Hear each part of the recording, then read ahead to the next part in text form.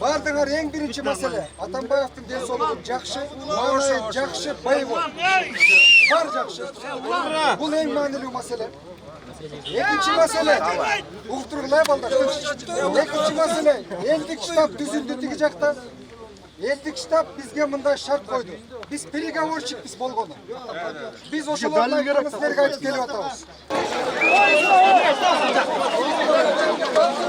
Sen bana baldardın. Bana apkelsin de, apkelsin de. Sözünü örtmeyin bak. Eldi götür almayın. Sen özgür. Ne eldi götürgen çok. Ben seni örtmeyin mi? В данный момент в 2:26 ночи мы находимся в Куйташе.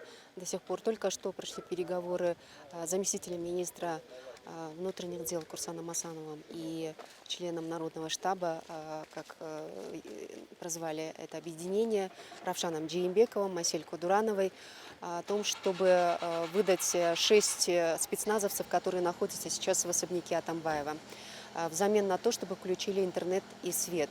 Но к единому мнению так и не пришли. В принципе, стороны пока ничего не предпринимают. Милиция во главе с Курсаном Асановым обещала не предпринимать никаких действий.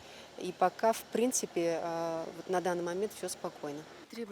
Требования нету ни света наверху, ни интернета, ни телефона не работают. И мы заглушили все. Мы поставили всего лишь просьбу, требования, как переговорщики. Мы всего лишь переговорщики от имени Народного штаба сегодня, который там работает. Включить интернет и дать свет. И назад убрать спецназ, милицию. И утром целыми, невредимыми, здоровыми остались 6 человек. Они сказали, передадут. Все. А что касается, подождите, что касается Атамбаева, что они... У Атамбаева все нормально, живой, здоровый. Он сделал заявление уже. Сейчас ребята поехали в город. Они распространят его видеозаявление. У него все нормально. А их требования, что они хотят, чтобы выдали Атамбаева? Нет, их требования, они хотят, чтобы выдали тех ребят. А те боятся. Там молодые ребята тоже. Есть, которые слушаются, есть, которые не слушаются. Там очень много людей. И они, как гарантия, просто держат 6 человек до утра. Утром в 8 часов или 9 часов мы дадим пресс-конференцию, если они включат интернет, и передадим всех ребят. Живыми, здоровыми. Я это гарантирую, как переговорщик.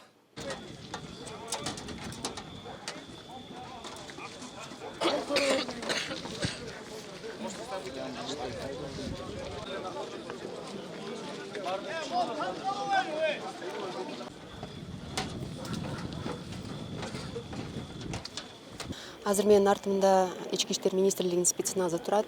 4 саат болду булар бул жерге келип турушканы. Ошо Койташ айылынын ортосунан аркы тарапка Атамбаевдин тарапташтары буларды кое бербей блокпостторду койгон учур. Бирок бир агрессивдүү кадамдарга милиция тарабынан эч бир мындай эч ким барган эмес. Бирок тияктан бир-эки жолу мындай таштарды ыргытуу бир кадамдар болду. Бирок жабыркагандар жок. Гражданский, да? Ой?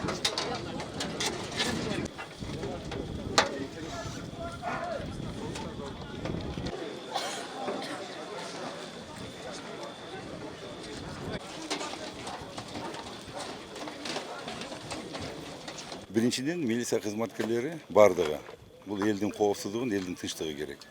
Ошондуктан өзүңүздөр көрүп турасыңар, ушул тартип боюнча биз коомдук тартип сактоо боюнча ушул жерге келдик. Ошол негизги. Анан ушу айтып милиция предпринимает какие-то действия? Жок, милиция эч кандай предпринимать эткен жок. Бардыгы калп сөз. Мен алардын 4-5өө келди. Жогорку кеңештин депутаттары жүрөт, Аселе Сайызбековна, Беркилер жүрөт. Бардыгы менен сүйлөшкөнбүз. Бардыгы мен ойлойм, сүйлөшүү жолу менен бүтөт бардыгы. Милиция өзүңүздөр көргөндөй турат. Эч кандай керек болсо милициянын колунда, мына көрүп атасыңар, дубинкасы жок. Ошондой биз айттык аларга тигиде таштар менен урбасын, бардыгы жакшы сүйлөшүү жолу менен деди. Ленинский.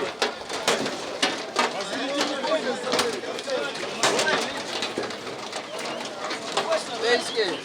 Так, откройте. Оля, Ленинский. азыр саат 2:53 болду. Ички иштер министрлиги өзүнүн чечимин кабыл алып, кызматкерлерин чогултуп, азыр кеткен чагы болуп атат.